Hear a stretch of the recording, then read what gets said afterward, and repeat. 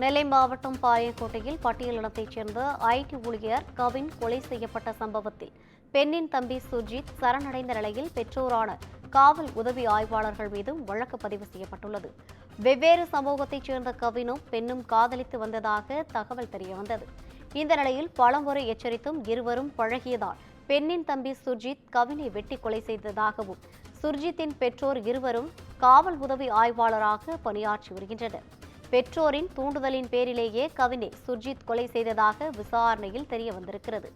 இதையடுத்து சுர்ஜித் மற்றும் அவரது பெற்றோர் மீது 6 பிரிவுகளின் கீழ் போலீசார் வழக்கு பதிவு செய்து விசாரணை மேற்கொண்டு வருகின்றனர்.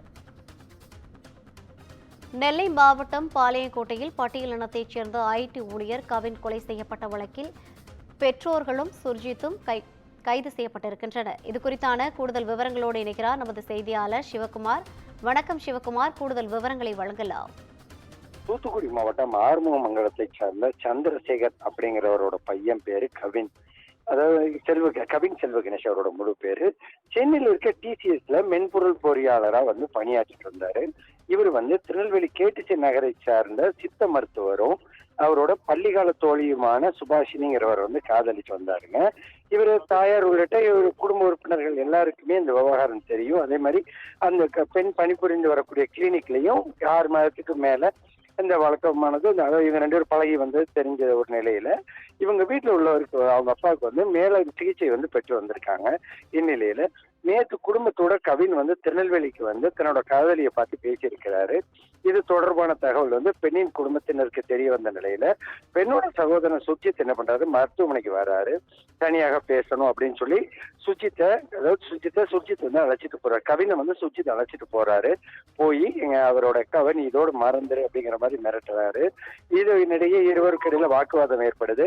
வாக்குவாதம் ஏற்படுறதுல என்ன பண்றாருன்னா கவினை சுர்ஜித் படுகொலை செஞ்சிடறாரு. படுகொலை செஞ்சதோடு இல்லாம பாளையங்கோட்டை காவல் நிலையத்தில் சரணடைஞ்சிடறாரு.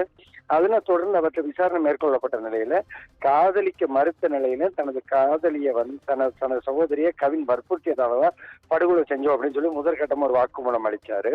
இதனிடையே கவினோட தாய் தமிழ்ச்செல்வி மற்றும் பெண்ணோட பெற்றோரான சரவணன் மற்றும் கிருஷ்ணகுமாரி ஆகியோர் கொலை செய்ய தூண்டியதாலேயே அவங்க பையன் சுர்ஜித் இந்த சம்பவத்தில் ஈடுபட்டாரு அப்படின்னு சொல்லியும் அவர்கள் மீது வழக்கு பதிவு செய்யணும் அப்படின்னு சொல்லி புகாரின் அடிப்படையில பாளையங்கோட காவல் நிலையத்துல உதவி ஆய்வாளர்கள் சரவணராஜன், கிருஷ்ணகுமாரி மற்றும் அவரது மகன் சுர்ஜித் ஆகியோர் மீது 296/B அதாவது சதி திட்டம் தீட்டுதல், அதே மாதிரி 103/1 அதே மாதிரி 49B அதாவது பாரதிய நியாய சங்கீத சட்டத்தின் அடிப்படையில 49 3/1 5/1S அதாவது 3/2 அதே மாதிரி SC/ST ஆக்ட் உள்ளிட்ட 6 பிரிவுகளின் கீழ் தற்போது வழக்கு பதிவு செய்யப்பட்டிருக்குது.